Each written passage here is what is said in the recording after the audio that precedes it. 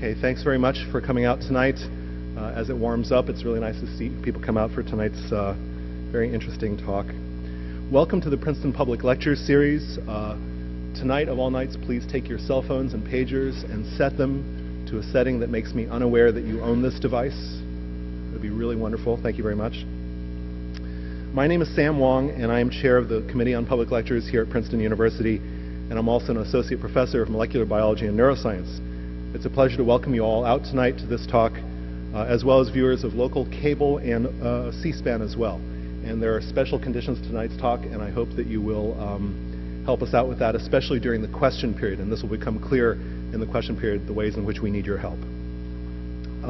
In the semester ahead, we have some excellent speakers coming up, and I'm pleased to call to your attention other speakers this semester, which include John Waters, Eric Lander, Matt Taibbi, Gillian Tett, Anna DeVere-Smith, and Percy Diakonis. And these are all available for you to browse and learn about, if you haven't heard of some of these people, at lectures.princeton.edu. So I urge you to go look at that, and we archive many of these lectures at that site. Now, tonight's lecture is a Stafford Lytle Lecture on Public Affairs. This was founded in 1899 with a gift by Henry Stafford Lytle of the class of 1844. He was active in New Jersey politics and was the first president of the New York and Long Branch Railroad Company. Princeton is said to have taken the place of the wife, home, and children he never had. And by his suggestion, these lectures were first given by Grover Cleveland, ex-president of the United States, every year until his death in 1908. And after that, there was some diversification, and other speakers were invited in addition to Grover Cleveland. And to give you an idea of the kinds of people who have come in the 100 years since then, speakers have included Theodore Roosevelt, Albert Einstein, Henry Stimson, Arnold Schoenberg, Thurgood Marshall, Gunnar Myrdal, and in recent years, James Fallows and Josh Marshall. So we've had some very interesting speakers in the last 100 years. I was pleased tonight to meet Andrew Sullivan for the first time, who has linked to my polling analysis website, the Princeton Election Consortium. Getting a link from Andrew is an honor shared by only a few thousand others in the last year. Dr. Sullivan will be introduced by Stephen Macedo, Lawrence Rockefeller Professor of Politics and former Director of the University Center for Human Values.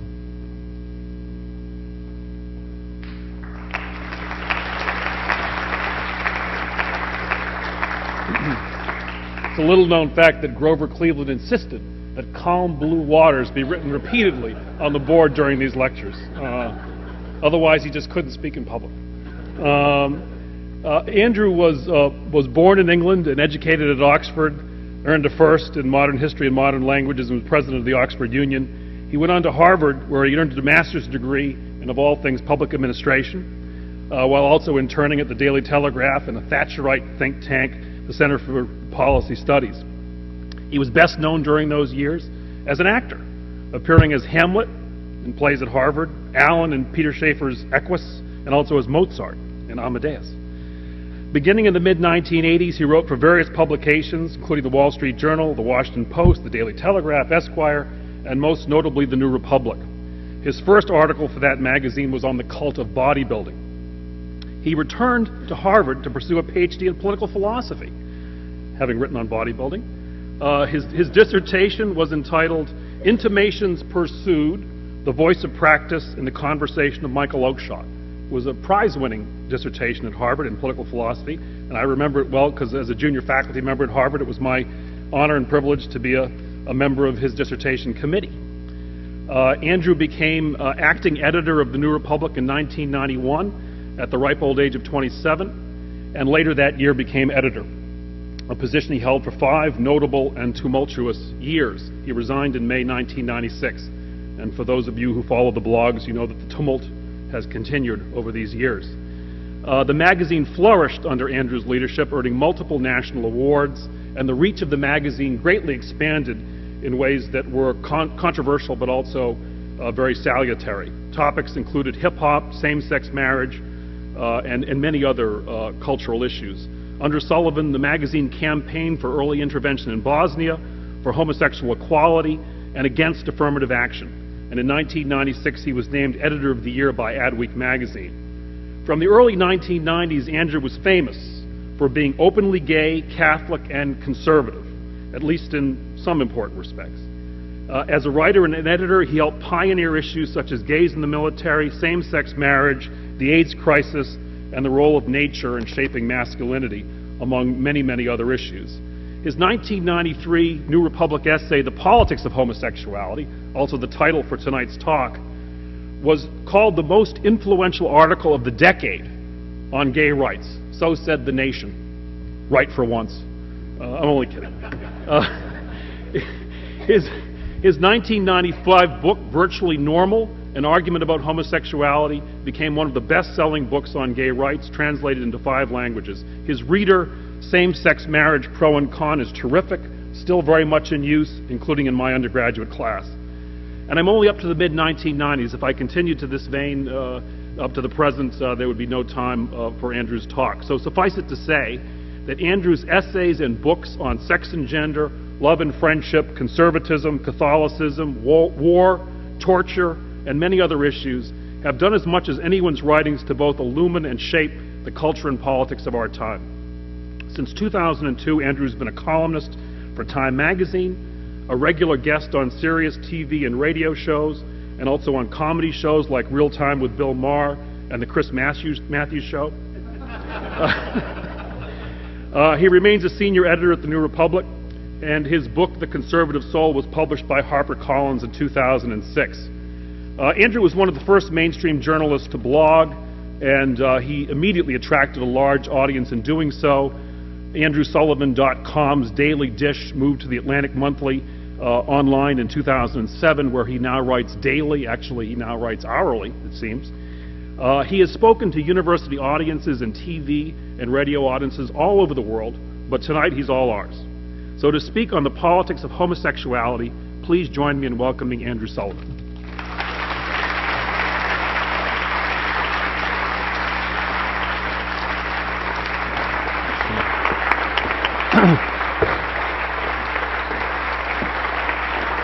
Thank you very much. Just for a small correction, I am no longer a senior editor at the New Republic, and presumably if I still were, I wouldn't have been after last week. But I am actually a senior editor of the Atlantic Monthly and a writer at theatlantic.com. I've been asked to speak about the politics of homosexuality, which is, as Steve pointed out in his very kind and generous introduction, the subject of an article I wrote in 1993 and was summarized really in my book, Virtually Normal. It's now 2010. And it was interesting, having been asked to speak about this, to go over the arguments that I made then and see how they've held up and whether they still apply and whether I still believe all of them. And what I tried to do in that essay was to actually, instead of getting into this extraordinary fight in which one side calls the other perverts and the other side calls the other bigots, to actually try and deconstruct it a little, to talk about various ways of understanding and thinking about homosexuality. And I divided, and there are many, many different ways of doing so, but I decided, for the sake of clarity and brevity, to divide it into 4 categories. 4 different kinds of politics about homosexuality. And tackled why I believe every single one of them was wrong.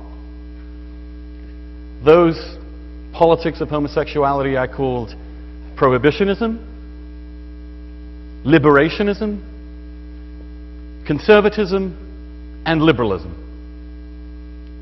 And the arguments I made in the late 80s and early 90s came from a young gay man trying to make sense of his own life and the world he was living in, and try to make sense, logical, rational sense, of the discourse around this extraordinarily fraught topic. It remains, of course, incredibly fraught today. Intense, emotional, disturbing, upsetting, the sort of red-hot center of a culture war in which many people's lives are discussed and debated. I want to try and tonight diffuse that, to calm that, and to try and think rather than feel about this topic. And I ask you tonight also to help me do that, because there is so much emotion legitimately about this subject that thinking is sometimes hard. The first concept of politics of homosexuality, prohibitionism, has actually had a much stronger and longer life than I expected it would back in the early 1990s. Prohibitionism was, of course, the absolute consensus in America and indeed most of the world for the vast majority of the existence of humankind. It is still the overwhelming politics for the overwhelming number of homosexual men and lesbian women and bisexual and transgendered people in the world. Today we see in Africa a rather terrifying movement to criminalize, imprison and execute homosexuals, fomented in the United States, created by the American religious right. In my lifetime, when I grew up, when I was born in my own country, homosexuality was illegal. It was criminal. People were jailed. People lived in fear. Today, they still live in fear.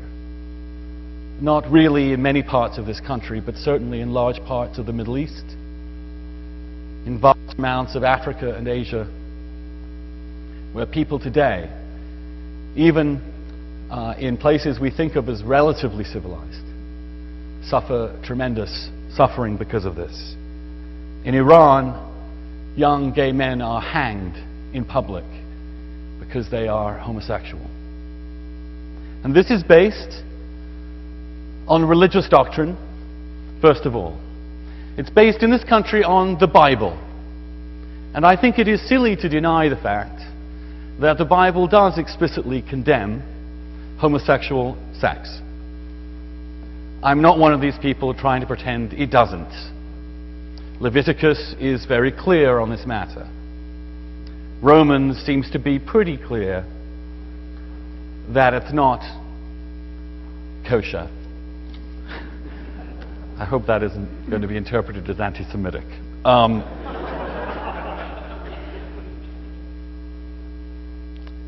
Does this work today as a politics? Does biblical literalism, the appeal to the Bible, which in fact is one of the dominant themes of the religious right? It was Adam and Eve, not Adam and Steve. You've heard these slogans. The Bible is clear. This is the Word of God. We must take the Bible literally seriously. Well, my response to that is simply this. Leviticus is clear. A man shall not lie down with a man as he does with a woman. But it is also clear that the penalty is execution. It is also clear that you shall not mix one fabric with another fabric, in which case the religious right should be campaigning to shut down Bloomingdale's. It should, if biblical literalism is the actual argument, be arguing for the execution of homosexuals as real fundamentalist regimes do. So I'm sorry, but already the prohibitionists are engaging in incoherence. Either the Bible is literally true and is the commitment to be enforced, or it isn't. They're telling us it isn't, because they don't support the execution of homosexuals. Then you come to a much more sophisticated argument. And this argument comes from the Catholic tradition of natural law. What it says is that human beings are naturally designed by God to be heterosexual. In fact, at some level, homosexuals do not really exist. We are all heterosexuals, but some choose to engage in behavior that is unnatural, that is against the way God made us and the way nature designed us. And this revolt against nature is the argument against homosexuality. the legal framework for criminalizing homosexuality was often referred to in English law and indeed in early American law as crimes against nature.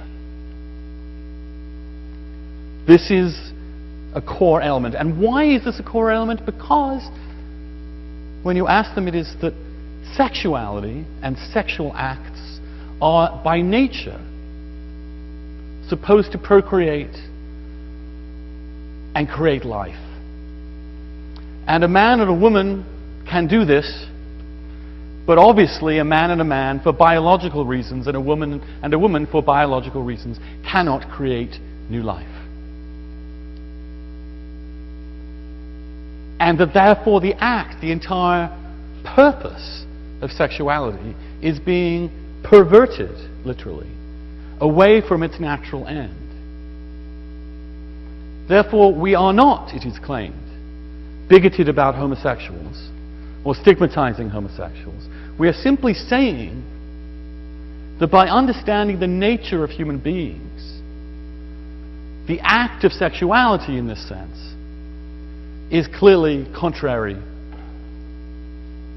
to what every human being would clearly understand. And this is the other critical argument of natural law. Natural law does not appeal the way that Protestant fundamentalism does to the Bible in a literal sense. It says and makes an argument that these arguments that it's making are obvious and self-evident to anybody with reason. That you do not need to have revelation or even faith to accept the obvious, reasonable nature of this condition and of this argument. And you know, it remains a very powerful argument. The male body produces sperm that we know biologically are and can be and can become, if united in an ovum, into a potential human being. Without this particular thing, nobody in this room would be here. I certainly wouldn't, and I know all of you wouldn't either. I'm now degenerating into the same kind of repetitive mantra as Bart Simpson's alter ego. So one also would expect that this argument to be held consistently. What I'm trying to do here is think reasonably about this. Well, Protestants who invoke this also defend contraception. In other words, and in fact they're very strongly committed to contraception in many circumstances. Now, to use contraception as a heterosexual is to engage in this natural act and deliberately prevent it from reaching its natural end.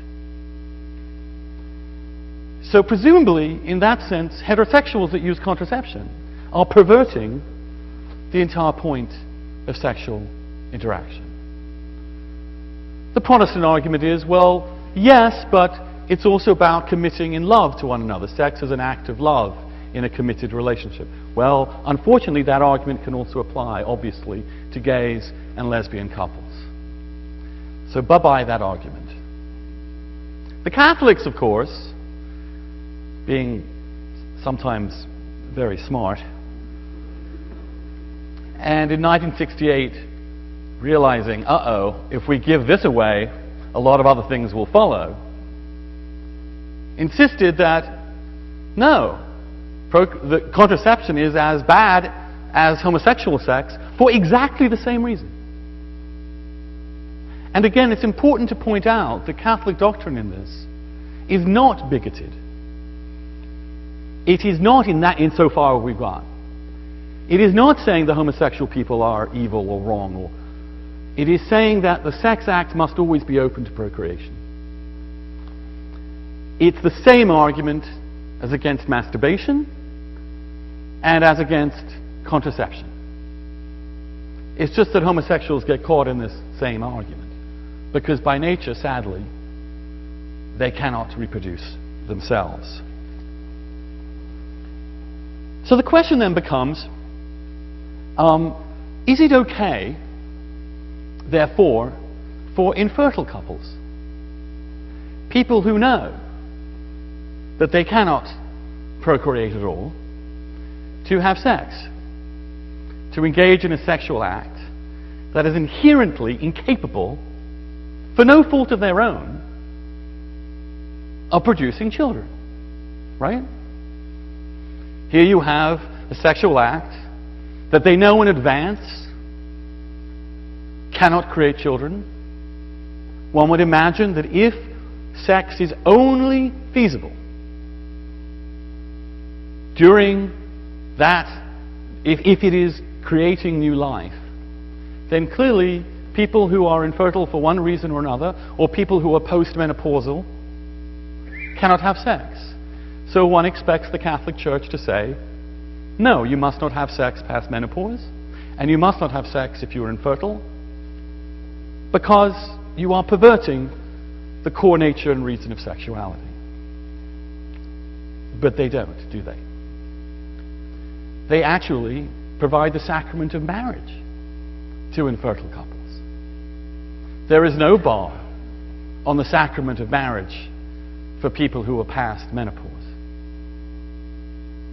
It is also simply a fact that during the period when a woman is pregnant, it is impossible to procreate in the sexual act. And yet the Church does not bar sexual acts in that 9 months, which one might imagine, if one is arguing from natural law, from nature, there is nothing more natural than the 9 months of pregnancy in which a woman is not open to conceive again.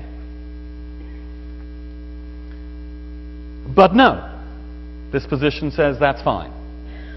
This position also says that in terms of family planning, if you time it right, the rhythm method, as it was once called, natural family planning, if you can time it right, so you're at the moment when she can't conceive, then that's okay. Well, if that isn't also trying to rig the system against nature in order to prevent procreation, I don't know what is. This argument is riddled with exceptions.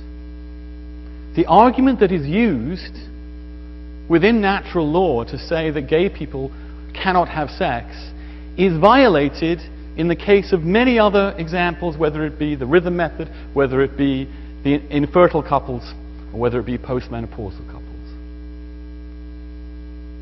At which point some say, well, you know, even with infertile couples, as in the Gospels, a miracle can happen. You can still have sex, and a miracle can happen, and somehow God can intervene. Well, if a miracle can happen, then maybe I can have a baby with my husband. Who am I to put a limit on the power of God? You laugh, because the argument is, of course, ridiculous. And once you go through this argument, and as a young Catholic boy trying to understand why my church was telling me I could never have love or a relationship, I had to go through these arguments, one by one by one. And I found that every single one fell apart until it came to gay people. They somehow were uniquely set apart because they somehow were not worthy of all the exceptions that were made for other people for compassionate and human and convenient reasons. To answer this argument, because as a young Catholic boy I kept asking unfortunate questions, because it is a church I still love and a faith I still hold, there came this argument, which is that in fact what really matters is that the whole universe by nature is divided into the symbolic two halves of male and female, that this is a mystery about humankind that God has chosen. It is represented by Jesus and the bride of the church. It is represented in the heavens. It is why the Mother of God is given such great prominence within the Catholic tradition along with Jesus. There is some great symbolic notion that the whole universe is made whole by this complementarity of the sexes, and that anything that violates that complementarity somehow misses. So that contracepted or infertile sex, infertile sex between couples who cannot procreate because they model the form of the male and the female, are allowed, but because a man and a man or a woman and a woman do not represent this natural form of the universe, it is some violation. Now, some of you have puzzled looks on your faces, and I don't blame you. Jesus, one recalls, never married. Jesus, one recalls, told all his disciples to leave their wives immediately, without even saying goodbye. Jesus, one recalls, consorted with single women. The church itself demands that its highest people in authority be male and unmarried. This fantastic importance of complementarity of male and female again suddenly collapses, except when it comes to the question of homosexuals, in which case it is resolutely and consistently enforced. It is also true, of course, that if one understands nature as nature, and this entire tradition springs from Thomas Aquinas' understanding of Aristotle, and Aquinas was trying to understand biology, he was trying to understand what actually is in nature, you would think that as Aquinas did, the modern church would be seeking constantly and emphatically to discover what science is telling us about what nature really is. And science is telling us, and has told us in the last 150 years, that there are not actually in the whole universe just two genders.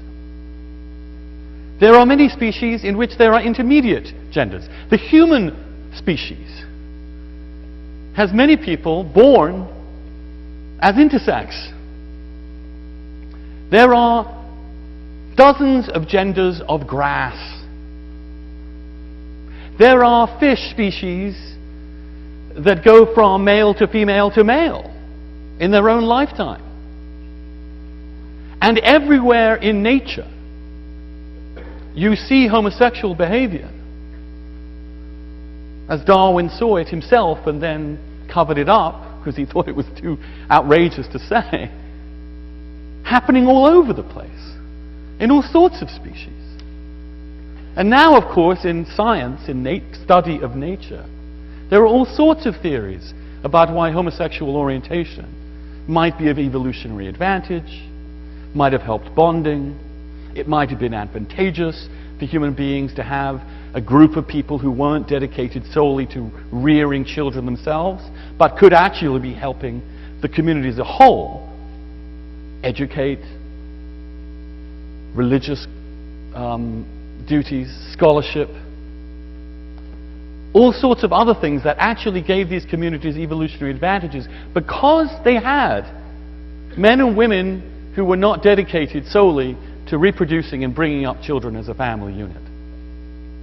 Now, we're at a stage of knowledge where we don't really know the resolution of all of these things. But what we do know as truth, as the truth of nature, is that this idea of male and female as the only definition of what the universe is about, as somehow some ultimate truth of which all variations must be banished,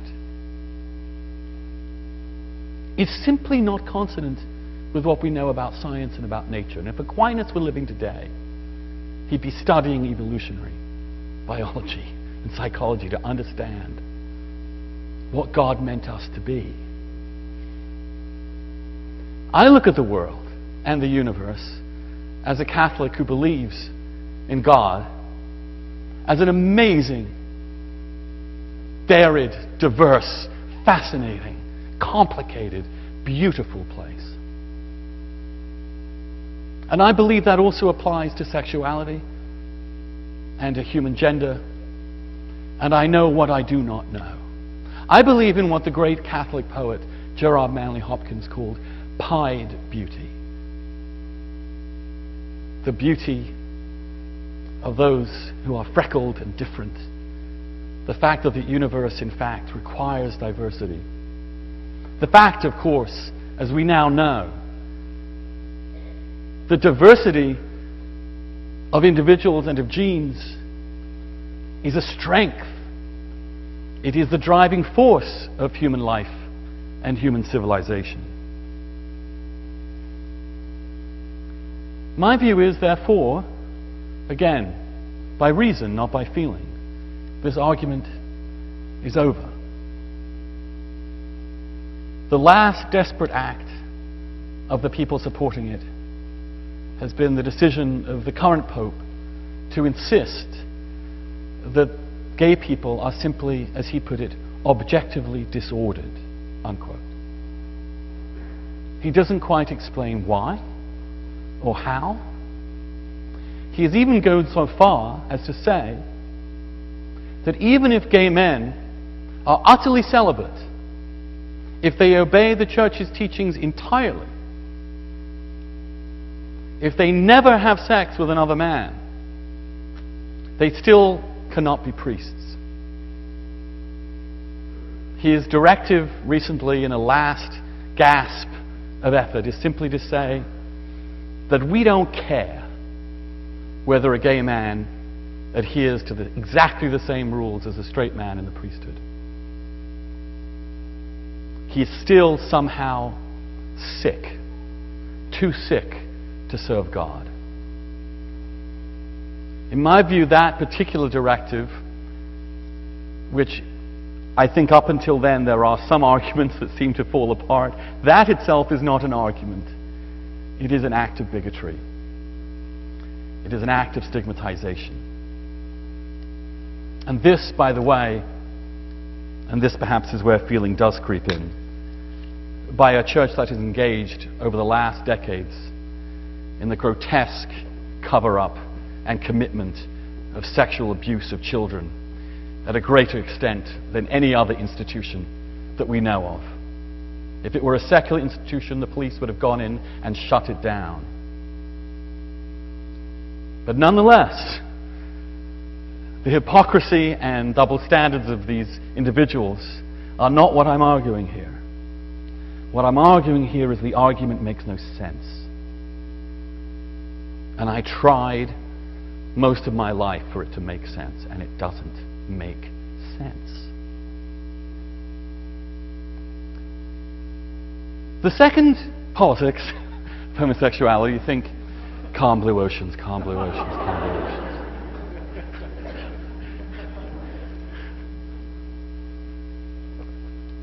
I want to just add, by the way, before we leave the Catholic topic, the Catholics I know, the people who live in the church in the pews, and the priests I know, are not like this at all. They're good people. They do great things. They love God. And they love their gay and lesbian brothers and sisters and sons and daughters. I'm testimony to that. My devout mother loves me as she loves my brother and my sister.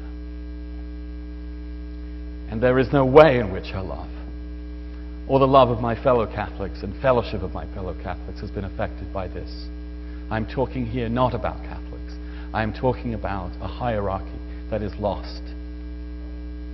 Lost. Sadly lost. But one day will find itself again. The second politics of homosexuality I want to call liberationism. And now all of you liberals will hate me. It is basically an argument that, again, in a curious kind of way, because Foucault, in some ways, really, well, you can't understand Foucault without understanding Catholicism. All he wanted to do was turn it upside down. For Foucault, there's no truth. There's no fundamental nature of human beings. Homosexuality, like heterosexuality, is entirely a social construction. It is all in our heads. That to talk about homosexuals through history, for example, is to make a fundamental fallacy. There were no homosexuals before the late 19th century when the term homosexuality was invented. People laugh, but Foucault made a great career out of this argument. And he's absolutely right in many respects that in different cultures and in different times and in different eras and places, how homosexuality has been described, what it has meant, how homosexuals have understood themselves, the words they have used, the variety of ways in which it has been expressed, has varied enormously. To such an extent to say, for example, that someone living in 8th century Byzantium thought of himself as a gay man is in fact, I think, idiotic. No historian would disagree with that.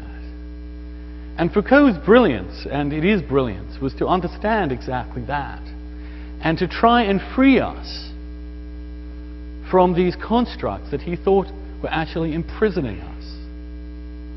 That all that mattered in the end were feelings and desires. That heterosexuality and homosexuality dissolve into just a variety of acts.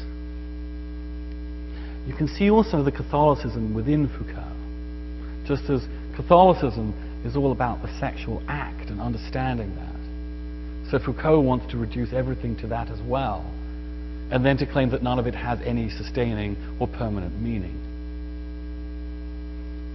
So, most of students in today's Ivy League will be told that if they're gay and lesbian, they're actually queer. That to be gay and lesbian is to be in permanent constructionist revolt against any sort of category whatsoever. That it is a permanent revolt against structures that inhibit human freedom. And this is what we call queer liberationism, in which we study texts and deconstruct them, in which we study words and deconstruct them, in which we look at our lives and deconstruct them. And the whole idea of gay rights is itself oppressive. And I think probably for Foucault it was. Although in his later years, before he died, there did seem to be some shift in his thinking, but I can't read into what he might have evolved into. So I want to agree with him that there is the obvious variety of expressions and understandings and self-understandings. But I don't think it goes all the way down. I think there is something also just there that we seem to understand, and all I can say is that my own experience and maybe your experience, and ask yourself this as deeply as you can. Most gay people have had to ask themselves this in a way that most straight people have never asked themselves this, because they've never had to question their heterosexuality. Although Freud, of course, was fascinating about why he thought that heterosexuality had to be explained just as much as homosexuality. I do think that, in fact, no, these acts and feelings sexually and emotionally are not just acts and feelings. They are, as human beings in nature, acts and feelings that are related to other people, and those people are members overall of two genders. And if you're of one gender attracted to another gender, it is not something you've constructed. This is a very elaborate way of saying that you really can't help what turns you on. You really can't help who you fall in love with. And it remains a simple truth, a fact of life, a phenomenological fact that that is how people live and how they experience. When I wrote my book, Virtually Normal, I had to begin by saying, what is homosexuality? And I just simply had to say, this is how I experienced it. This is how everybody I've known experienced it. That it emerged from them deeply, just as heterosexuality emerged from people deeply. You don't think when you first fall in love, oh, I'm a heterosexual. Or I'm a homosexual.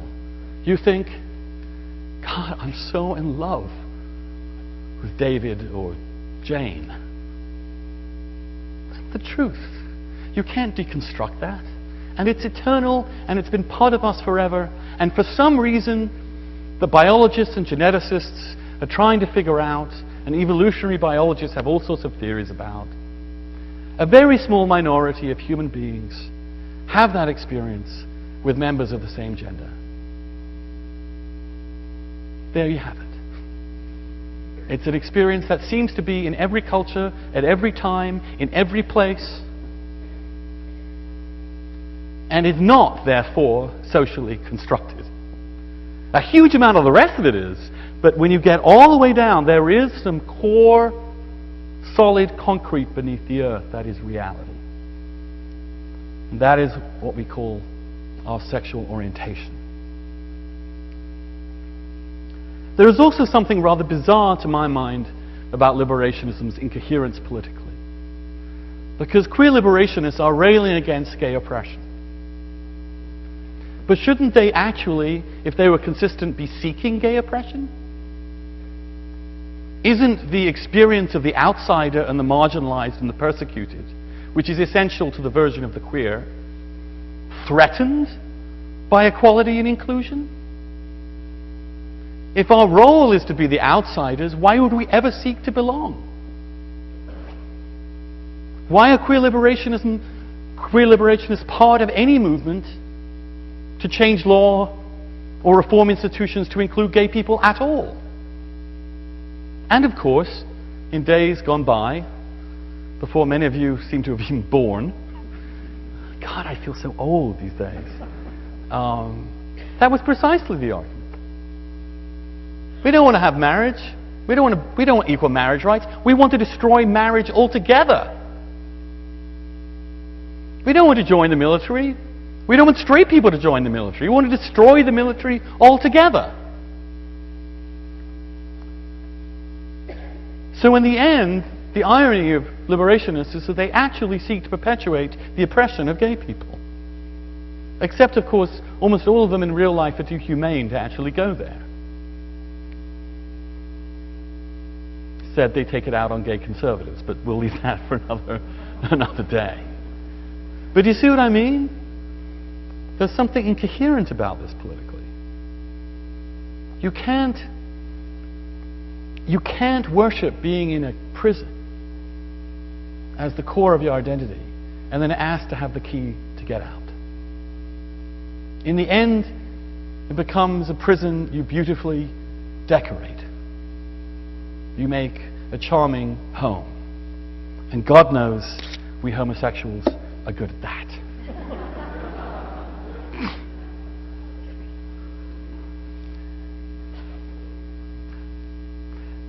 The third politics of homosexuality. I feel like I'm from some Monty Python speech. Sorry. The third politics of homosexuality I called conservatism. And I mean this not in the way that conservatism is currently understood in this country. I mean a classical conservative temperament, which is we really rather like homosexuals, but we'd really rather you didn't talk about it very much. Thank you. This is a very English view. It's, why do you have to keep bringing it up? Can't we all just get along? Why do you have to talk about sex all the time? Why do we even have to talk about this? Gays in the military. Oh. There was a time when we didn't have to deal with this subject. Can we please go back there? I don't want to hate you, but I don't want to acknowledge you exist. And these are also good people, many of them. But of course, in the last 20 years, the possibility of that happening is over. The closet has collapsed. Looking at Admiral Mullen, seeing the difference between then and now, Admiral Mullen, in front of the Congress, said he had always served alongside gays and lesbians in the military. As most soldiers, especially sailors, will always tell you. Not to denigrate the Air Force or the Marines. Heaven knows, not the Marines. But that now he understood that it was a violation of the integrity of these soldiers that they have to lie about who they are. Because our society has evolved to the point where these people are not actually closeted themselves in their real lives. They just have to pretend to be someone else within the military. And this is an enormous and cruel imposition upon these people. And in fact, because the society has evolved to such an extent that these people's lives are very obvious, other people, sometimes for malicious reasons, out them and their careers are over. And this is not an honorable thing to happen. And the honor of the United States military and the integrity, which is the word that he used, of the American soldier will no longer allow this conservatism to remain.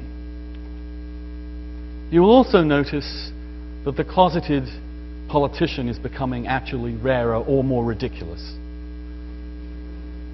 Larry Craig is the only person, apart from his wife, who seems to think he is heterosexual in the entire United States of America. We can pretend otherwise, but not many heterosexuals spend a lot of time in bathrooms with their feet 10 feet apart. You will also notice the disappearance of openly gay Republicans. There are none in the Congress of the United States. None. Why? Because the cost of a gay person today to be in the Republican Party, which is no longer a conservative party, it is a fundamentalist party, is impossible to sustain. Log cabin Republicans, which once 10 or 15 years ago had a chance at making it, have all but given up.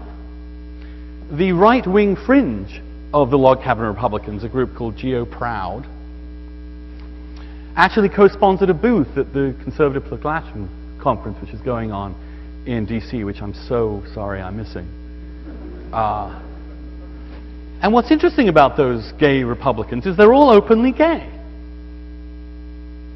You know what's also interesting about them is they all support equal marriage rights, military service, openly gay military service, and they all oppose constitutional amendments to ban gay marriage. There are no gay people left in this country able to actually support the agenda of the Republican Party. Because the closet itself, the atmosphere that it created, has disappeared. It's gone. It's over. That's what's happening. In Britain, to give you a simple counterexample, country I left 24 years ago, the Conservative Party, if it wins the next election, which is happening within 100 days, if it wins the next election by 1 seat majority, we'll have 15 openly gay Conservative MPs. And 2 of them will be in the cabinet. I had dinner 2 nights ago with the Shadow Minister for the Environment, who is not only openly gay, he's also married under Britain's civil partnership laws with every single right that every heterosexual has. And he has campaigning to win gay votes for conservative values. That is the coherent next step in an evolving society. But it means that the closet is over, and it means that the old conservatism is dead. And what's happened in this country is that those people have left what is increasingly a fundamentalist party that seeks not only that gay people stay in the closet, but actually embraces the idea that they should be cured, and is actually fomenting campaigns that they be executed in Africa. I'm running out of time. Liberalism. Number 4. Liberalism understands homosexuals as a protected and victim class. They see the entire homosexual question in terms of the classic civil rights construct in which minorities need to be protected from majority hatred and majority oppression. They need special protections from these things. There must be laws that make it impossible for people to fire someone, private people, within the private sphere, not the government, because they're gay. We must have hate crimes laws so that people, the laws, someone kills somebody because they happened to be walking down the street and looked like they had a lot of money, and someone who kills somebody because he yells faggot at them, that the person who yells faggot at them needs to have a higher penalty somehow under the law than the other act of violence. Because the minority group is so vulnerable to fear, and the terror spread throughout the broader community is so great, that our laws must make a special note that there are not Americans, but African Americans, Korean Americans, gay and lesbian Americans, and the job of the civil rights movement, every civil rights movement, is to make sure that this next group is included in that category. And then we're fine. And I think this comes from an extremely benevolent and good place. What I worry about is that it balkanizes society into different sections. It places, in fact, and generates by its very structures and language, racial, sexual, and sexual orientation divisions within people, and provokes resentment among those who don't seem to be protected, and generates a very particular argument that, yes, some people are arguing for special rights. And I don't believe minorities should have any more rights than majorities. I think they should all have rights. Now, I don't believe that minorities at some fundamental constitutional level should be allowed to be discriminated against by their government. Absolutely not. That's what courts are for. But I do believe that minorities can and should and must look hatred in the face and be confident enough to stare it down without the necessity of law and government pretending they do not have that capacity. I believe that the doctrines and attitudes that liberalism fosters with these special groups and these special categories actually subtly entrench in the human psyche the sense that gay people are always victims, that they must always seek help and protection, that it in some sense, even though it is done in an incredibly benevolent way, infantilizes them. I also believe, as someone who's a passionate believer in free speech, that we should never criminalize bigotry, just as we should never criminalize any kind of good speech. I believe the freedom of the bigot is also the freedom of the prophet. I think a government at any particular time will never be able to know forever which is which, and that all the government should do is make sure that both have the freedom to say and think anything they want. And the only limit should be, it should never be speech that is a threat of violence that actually explicitly targets any specific person. Because I believe, that's why I defended the right of the Boy Scouts to discriminate against gay scoutmasters, even though I think the policy is abhorrent. Because I believe that once you accept the principle that a private group cannot discriminate against people it decides for its own particular reasons, whatever reasons it is, then the groups that are most vulnerable from government interference are the ones that are the smallest. Gay people among them. That the right of the Nazis to walk, Nazi or KKK to walk down the street under the First Amendment is indistinguishable from the right of the drag queen to walk proudly down the street in the gay pride parade. I want to defend both of them, not because one of them is good and one of them is bad, but because both of them are acts of freedom. And if we start, as gay people, infringing upon the First Amendment, the fundamental right to say what we want, to be who we are, we will finally be the victims because there really aren't that many of us. And we will be the people who will be the victim of this kind of intimidation.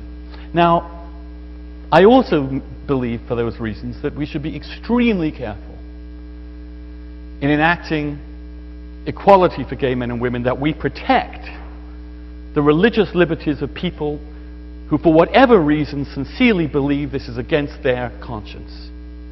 Even if, as I've tried to show, there isn't that much reason in this, it is not the role of the government to tell a religious person that they're not reasonable. At some level, every religious person is not reasonable. Religion is not about reason. And what I worry about, and what I worry is a legitimate fear among people, is that once you start down this path of protecting particular groups of people, other people and their freedoms to say and be and speak will be affected. And lastly, I also want to say that gay people are a very particular kind of minority. A very strange, in some ways, minority. Different than every other racial minority or group that we think of. Which makes them not and shouldn't be put apart. Of all minorities should not be balkanized or set apart. And the reason is that every homosexual is born into a heterosexual family, at least almost everyone. And most of us live our lives deeply embedded in heterosexual culture. Now, most African American kids grow up in an African American household. Most Jewish kids grow up in a Jewish household. They are part of a minority you can easily demarcate. They're part of a minority that creates its own self-sustaining culture from birth on. Not true of gay people. We are spread randomly through the population in every family. And we live and breathe as heterosexuals, as included within heterosexual culture, because they don't realize yet. Unless we tell them, or unless it's so obvious, they have to kick in a whole bunch of denial, which they're very talented at. So this fact that we're embedded already from our birth on for such a long period of almost formative years makes setting us apart in later years even more, I think, condescending and balkanizing and stigmatizing in a strange way. It is a benign form of stigmatization. And it entrenches the idea that we somehow need to be protected more than other people. My view, and this is where in some ways the libertarian right meets the liberationist left, is the right attitude is those drag queens at Stonewall who fought back, who stood up for themselves, didn't seek law, sought to bash those cops back. What I loved about ACT UP was its fearlessness in declaring there is nothing wrong with being gay, and gay is good. Gay is good. Gay is good. Why would something that is so good be something we should be so frightened of being persecuted for? Bring it on. Bring it on. I love debating the religious right. Why? Because I'm not afraid of those people. Why? Because I'm not some persecuted minority, desperate and unable to defend myself. And the first thing that I defend myself with is the First Amendment, which is what I'm doing here tonight, and which gay people have done for centuries.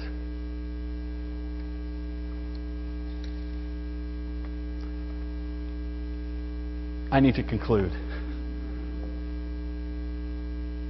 The politics that I argued, in alternative to all these four things, has, in the couple of decades since I first started making this argument, come to pass.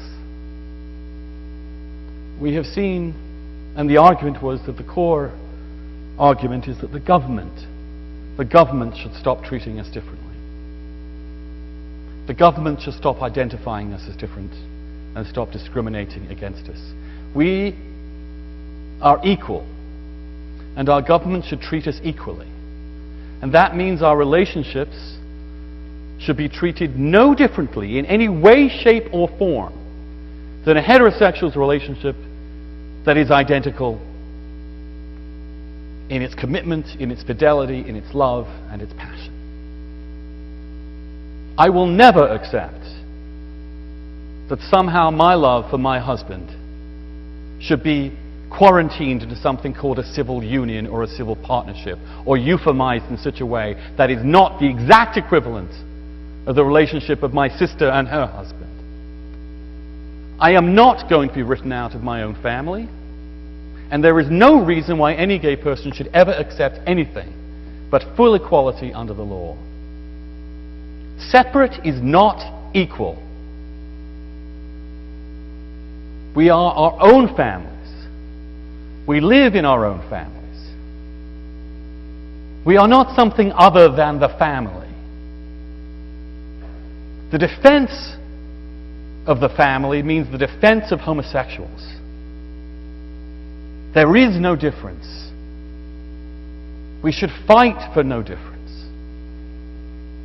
And the service, the military service of soldiers who risk their lives and have died for this country, should never be treated in any way differently than their heterosexual peers.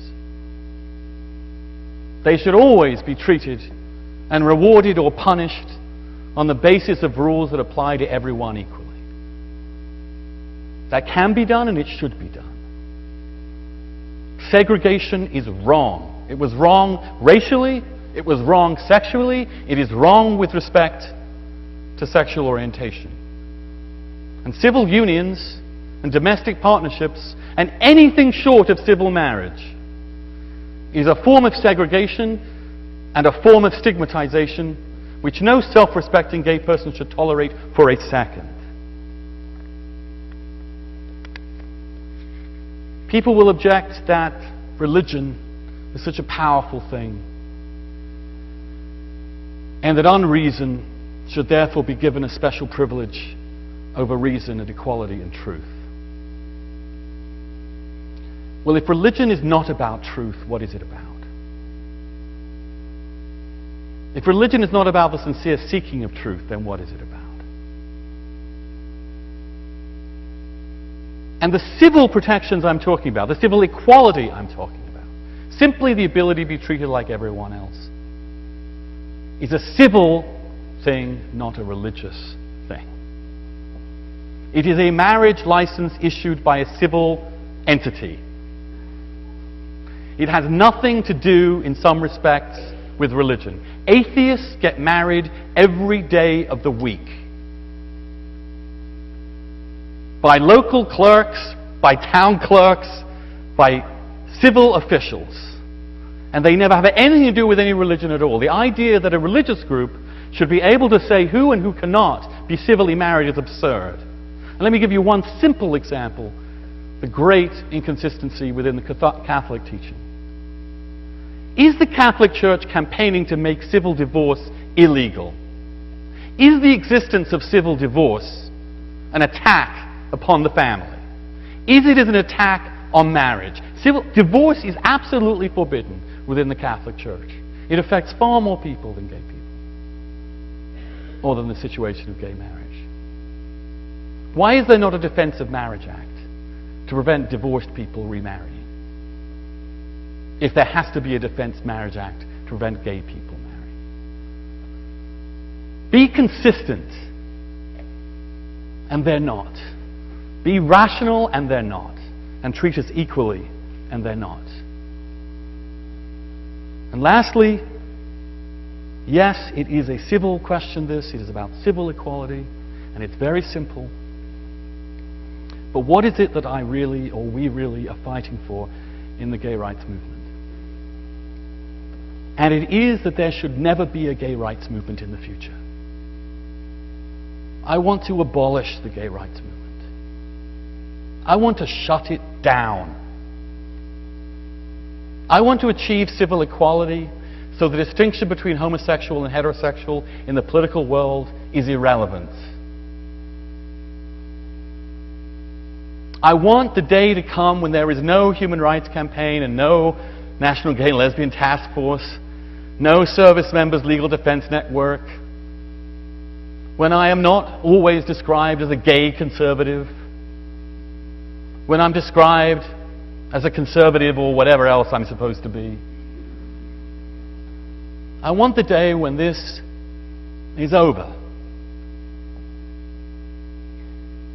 I want the day when we're humans together, when our differences are opportunities for self-understanding and conversation, when we can get past this distinction that has caused so much pain to so many people for so long, and we can become citizens and human beings again. Thank you.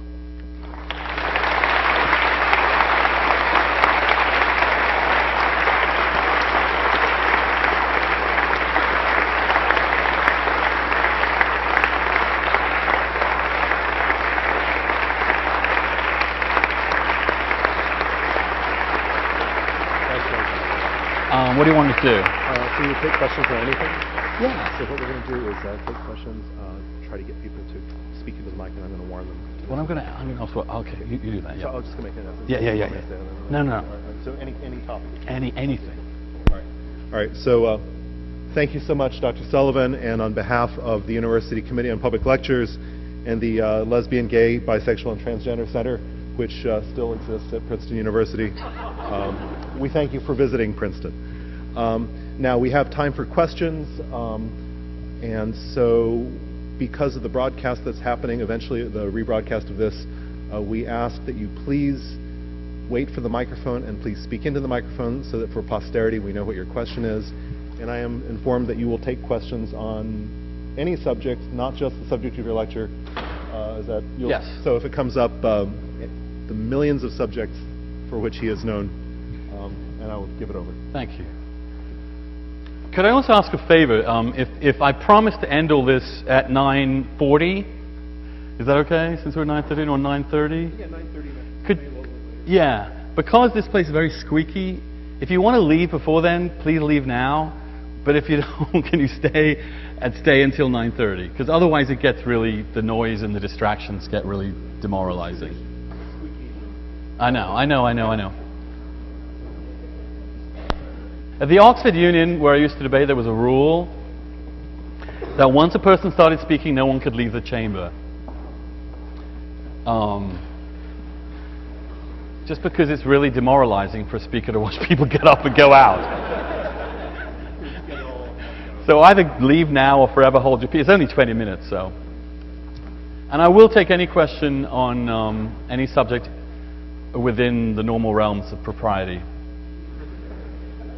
Yes, sir. Yeah, thanks for a great talk. I was wondering, what distinction do you make between the Boy Scouts and the Catholic Church? Because you seem to find it okay that Boy Scouts can bar gay participation, but not the Catholic Church. I guess because I believe that religious faith, in a way, is something more sacred than merely learning how to go camping or how to tie a knot. And that religion and questions about the ultimate meaning of the universe do deserve special protection in this society in a way that other associations do not. And I know that's increasingly a controversial position, but it is one that I hold, and I think the First Amendment is very clear about that. And I think religion is special. So I guess my question, first I want to thank you for everything you've been saying on your blog recently about torture. I've written about this. I'm a Catholic. I disagree with you on the subject of your lecture tonight, but I deeply appreciate everything you've said and I hope you continue to speak. Thank you. I think that's a subject on which Catholics of all varieties and Christians of all varieties should be far more passionately engaged in than we currently are. The fact that the United States government has tortured people in the most cruel and inhuman and undignified ways, and the people who did that are not only not prosecuted but bragging about it on national television, is an extraordinary threat to the integrity of this country and also the defense of Western civilization. So my question is, you've done a good job of kind of going through the natural law arguments, but I feel like your argument, though it was rational, still, as you presented it tonight, an argument from desire, that this is a desire deeply felt, for gay men and women. And I wonder how you answer those who cites these much more fringe phenomena of like people who say they love something like the Golden Gate Bridge. And I don't mean to demean anyone by saying that, but people who say I deeply feel this is my desire. Why doesn't the argument you offered us tonight apply to them? Simply because it is not desire, it is love. And I think that's a different thing. It's a deeper, more profound thing. And I think it is love for a human being who has a soul and is made in the image of God, which I think is a different thing than an object, or an animal, or a hobby. And the reason I believe this, I'm sometimes asked, how can you be openly gay and be a Catholic? And my answer is, I'm openly gay because I'm a Catholic. I know that I am not, and I don't mean to say that the magisterium of the Catholic Church agrees with me. It does not. I am in disagreement with the hierarchy and magisterium of the Catholic Church. But I also believe that it is the duty of every conscientious Catholic to speak from his heart what he believes sincerely to be true about himself and others, and that the core truth of our faith, in my view, is love. These three things remain: faith, hope, and love, but the greatest of these things is love. And to ask a whole group of human beings made in the image of God to live a life without love, without the intimacy, without the support, and without the care of another person, is an act of cruelty. And it is a failure of compassion on the part of the Church not to see that. I think many Catholics do see it. And I think it has gotten too muddled up with the notion of sexual acts as opposed to human love. And I have never made an argument that the sacrament of matrimony should be extended to homosexual persons. I would like to start a conversation within our faith tradition about what we do as a faith tradition with committed gay couples. Obviously, it seems to be receding, not coming close to that conversation. But I do believe that it is about love, not sex. And I also believe, by the way, and I know this sounds funny, but if you really want to kill off gay sex, marriage is the greatest way to do it. I mean, and seriously, my husband will kill me for saying that. But seriously, at some level, you see, when you actually come down to it, marriage, or the commitment of one human being to another for life, for good or bad, in sickness and in health, to be there for them when they've had an awful day, when their mother is sick, to be there for them when they were laid off, to be with somebody through the ups and downs of life and stay with them and make a binding commitment in front of your family and friends that you will never let them go. There's a beautiful song we played at our wedding that it's by New Order, and one of the lyrics is, "If Jesus came to take your hand, I won't let go." That's a beautiful thing. It is not intrinsically evil, as the Pope says it is. I believe that in my depth of my soul. I feel it in my life. And I think that is the truly Catholic position in the end. It is bound up. Marriage, you see, is also not just about love, but it is about a love that also becomes a profound friendship, which is a great virtue that the ancient and the Catholic Church has always taught as a great virtue. I wrote an essay about friendship in the last chapter of my book, Love Undetectable, and it ends with Jesus. I, in my conscience, genuinely believe that this is what my faith is compelling me to do. And I utterly respect that your conscience says otherwise. But I would also like to have a conversation reasonably about things like natural law and why these exceptions are made for others and not for us in the way that I did in the first part of this talk. And I think it is not fair, and I have gone to Notre Dame, I've gone to Boston College, I've written in Catholic magazines, and I'll tell you this, no one's yet really answered these questions. Instead, they have told me I am a bad Catholic. And it's a very painful thing to love your church and to be told, really, you shouldn't be there. And for the Pope to say, especially with respect to gay priests who are celibate, that they're not allowed to be priests anymore, whatever they do, is, I think, actually an attack upon our faith, not a true representative of it.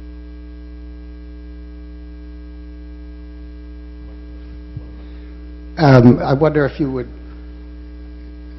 meditate for a moment on the difference between the concept of marriage as a legal institution and as a cultural institution. And I oftentimes think, as I know we do not have in this country, that while we have a smattering of civil union legislation, civil union is not the legal equivalent of marriage.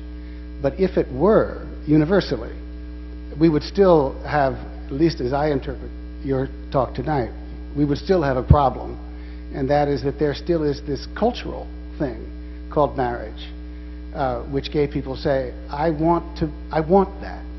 That is significant to me. And so I sometimes wonder whether if the state were to say, well, we're actually going to get out of the business of marriage.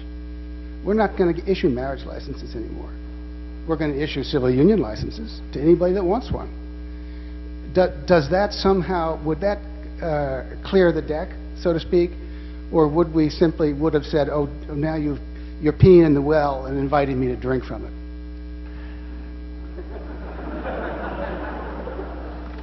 I'm sorry, all your argument is suddenly wiped away by the last metaphor. But it's a very serious question. I'm very grateful for you asking it. And this would be my response. First of all, it's never going to happen. So it's a kind of esoteric argument. It's an interesting argument, actually. I mean, but it isn't. What's interesting in England, for example, and the pragmatic English are, this is typical, of course, they have civil partnerships, but they all say we're getting married. That's how they get around it. The English are so good at this kind of thing.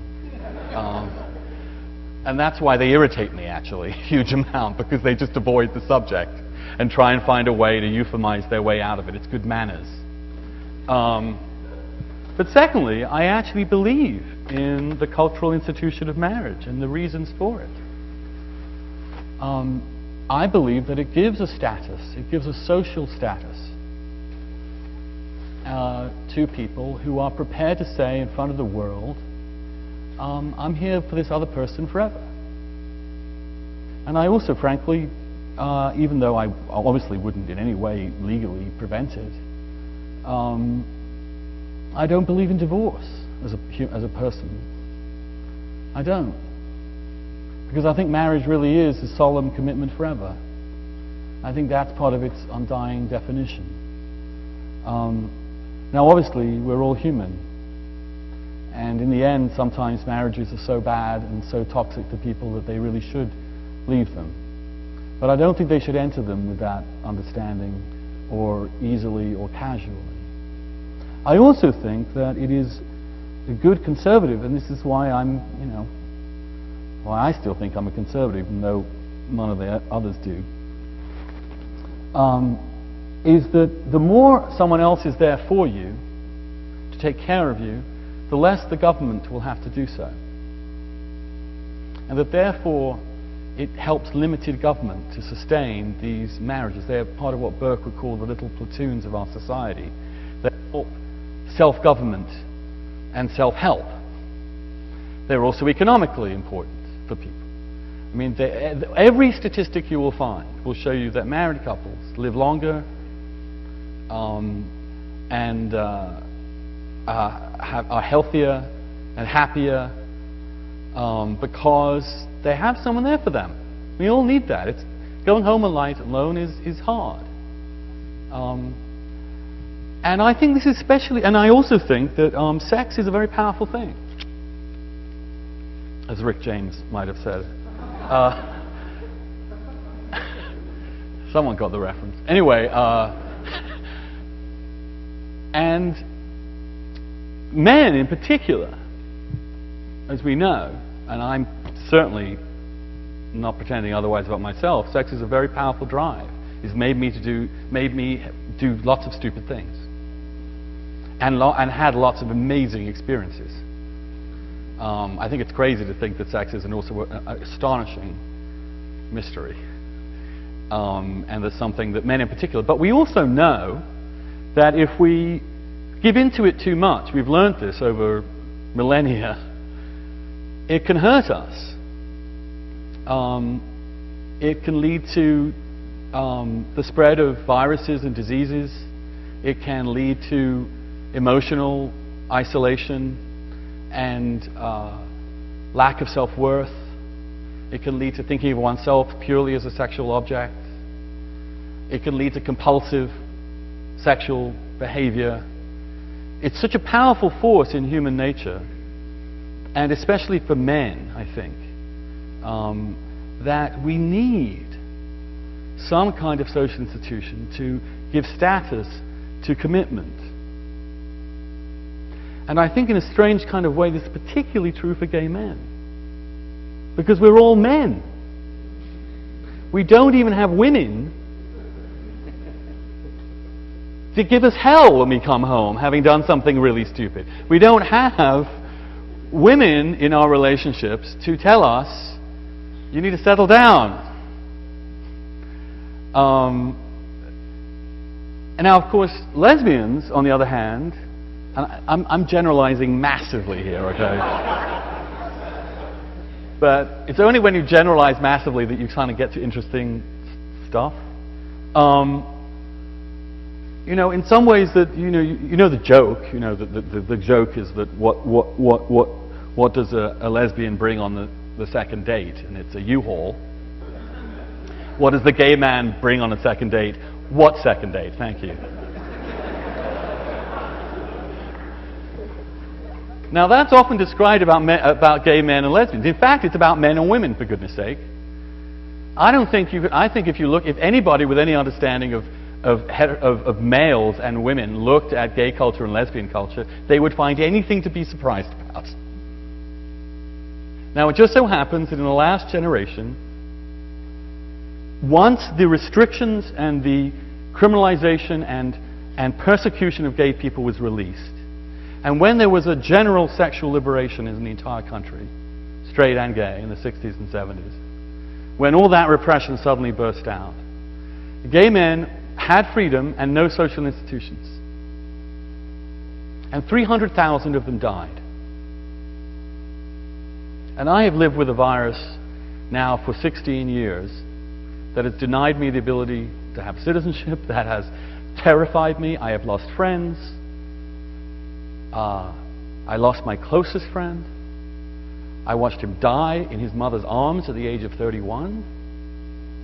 I really believe in, and I'll tell you this from my motivation, it was watching that happen. And I'm not blaming anybody for anything. I think these are very human impulses and very understandable impulses. But if we do not create the social institutions that can help gay men restrain a little, encourage a little, stability and fidelity and commitment, then the fire next time could be even worse than the fire last time. I'm doing this for the people I lost. And I'm not saying it's... I'm trying to make a nuanced point here. And I don't think every gay man should get married, and I don't think having lots of sex with lots of people is the worst thing in the world at all. Because I have. I am saying that from a purely objective viewpoint, if there are no social institutions to encourage commitment of one person to another, then collectively the consequences are psychologically and in the end physically terrible. Just as societies in which marriage collapses, or in the inner city where some marriages collapse and the family has collapsed, the consequences for the people are really kind of bad. Even though every single one is made in the image of God and we should not condemn, and I'm not. I'm just saying the data is clear. And I want to build a firewall against this happening again. And I think this is part of it, as well as building the self-worth of people so that they understand that this is possible for them. Thank you. I wanted to return to the issue of having a dialogue with proponents of natural law. And I wanted to sort of press upon the extent to which that argument boils down to irrationality. And I wanted to ask if you think that there's basically a core of homophobia in its sort of strictest sense, like fear, underlying that argument, and what you think about the idea that it might just boil down to homophobia.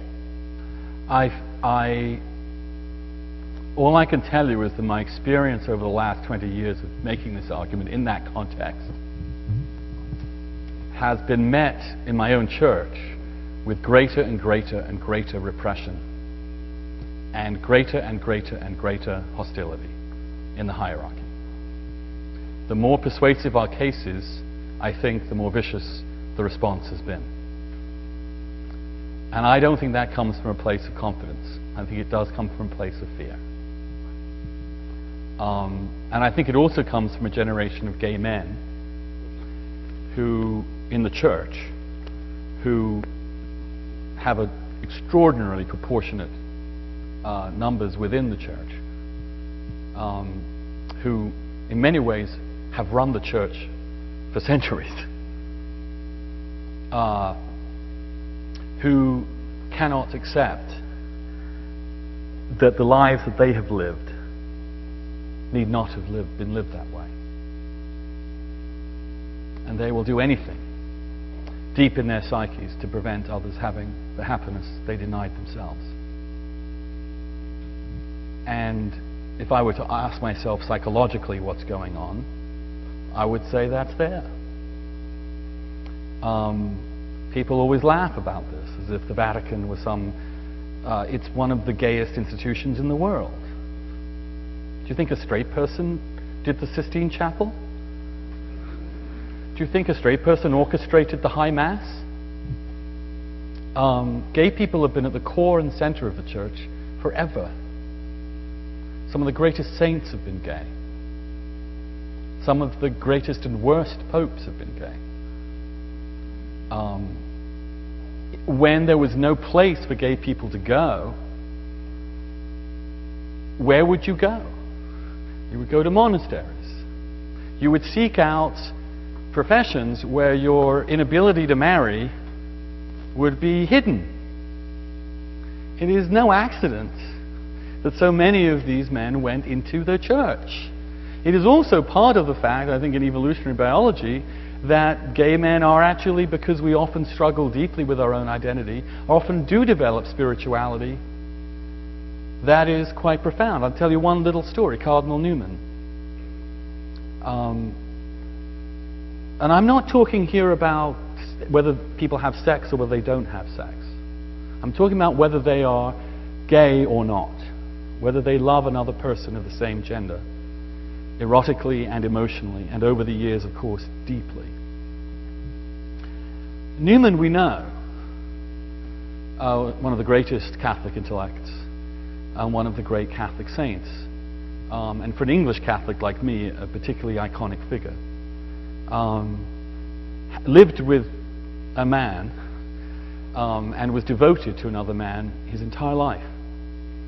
So devoted, in fact, that he mandated that he be buried alongside him in the same tomb.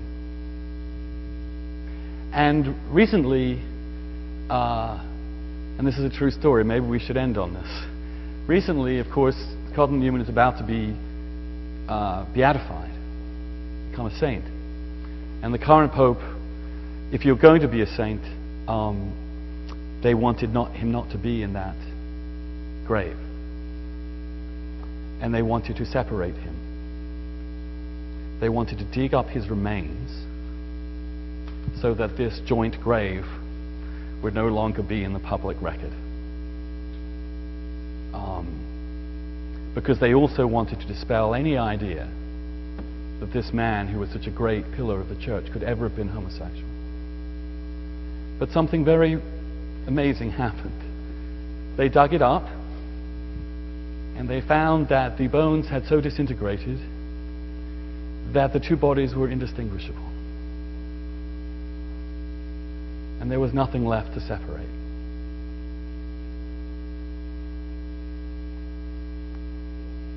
And I think at some level that should teach the current Holy Father something, and is a kind of beautiful rebuke to so much fear that has permeated so much pain for so long. Thank you.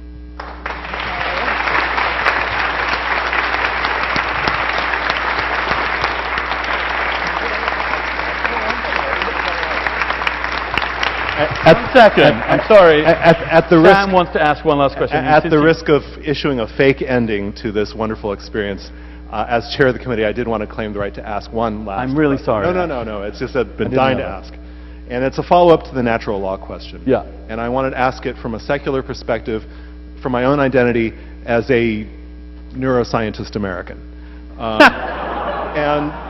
I think you should be protected from discrimination myself. Well, we have our organization and we're going to keep it.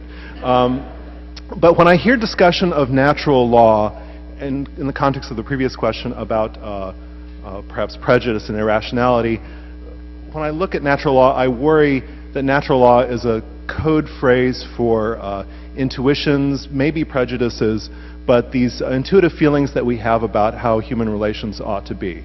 And my question is, in the Daily Dish, you write a lot about neuroscience, and I wonder whether, as the foundations of behavior become understood in terms of neural circuitry, in terms of the things that make us who we are, do you think that's going to change our perception of what's normal, not normal?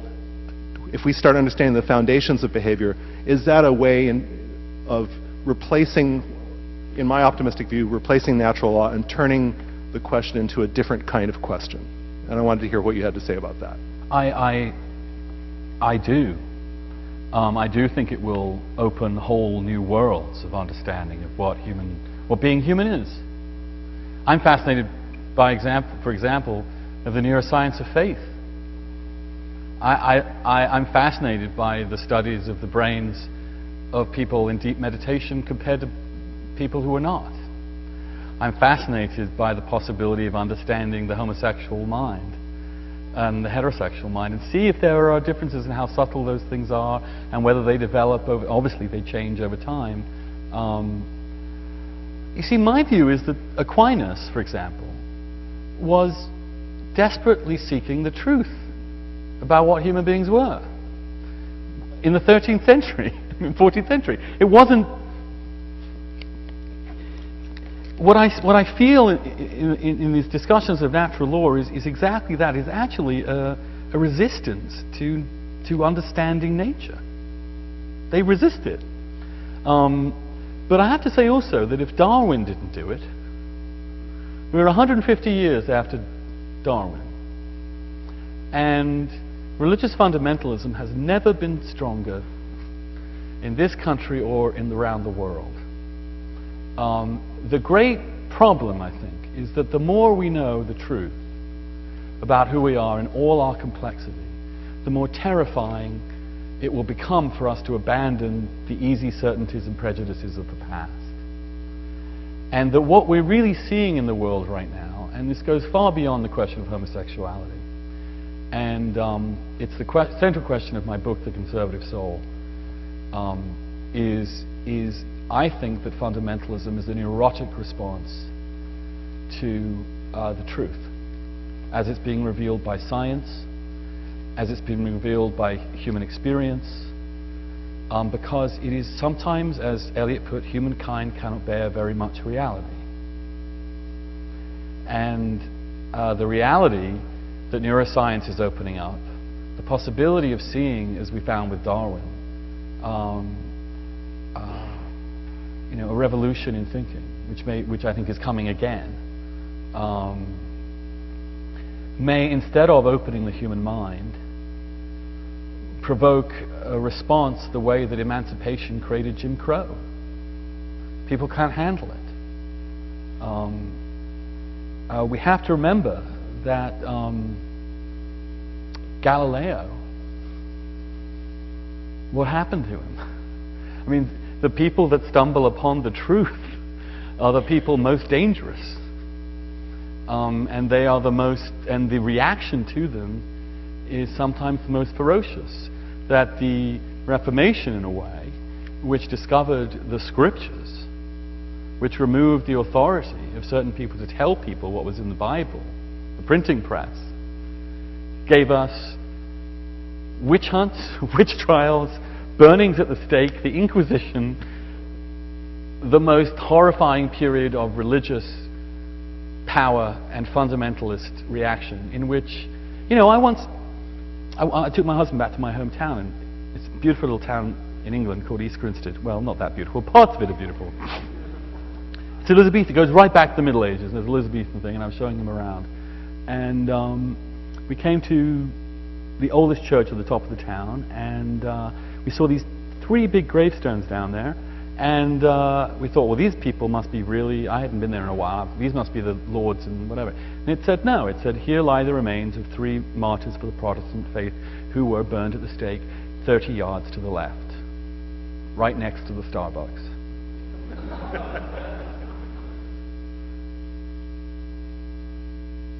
You laugh, but people in Iran right now, right next to what they thought was Starbucks, are being tortured because they're standing up for freedom against this kind of fundamentalism. It's happening. And one major political party in this country, seized by fundamentalist religion, has also endorsed the executive's power to seize anybody in this country and torture them until they tell them whatever they want. And this country sat by and let it happen. Do not believe this stuff can't happen again.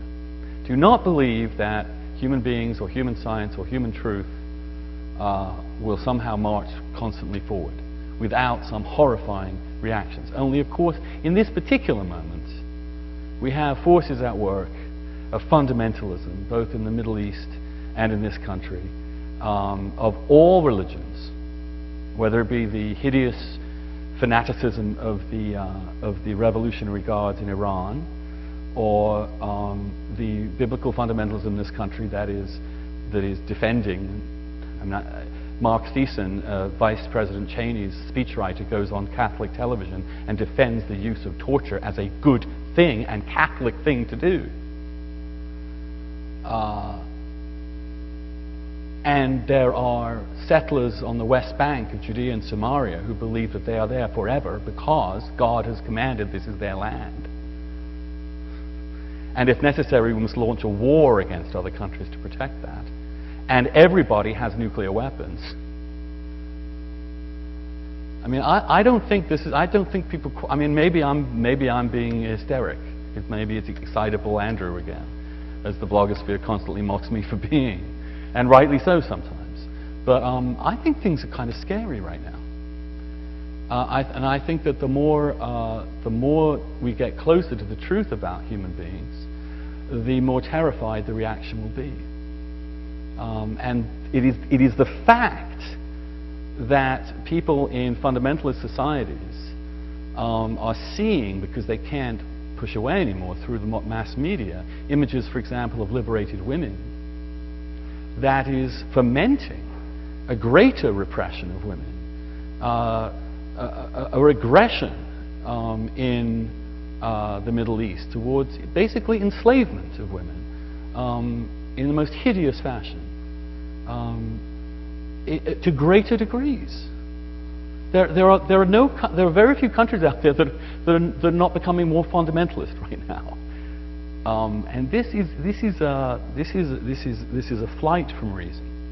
It is an anti-enlightenment, and I believe in the Enlightenment because I think in the end God has to be compatible with truth. That God is truth.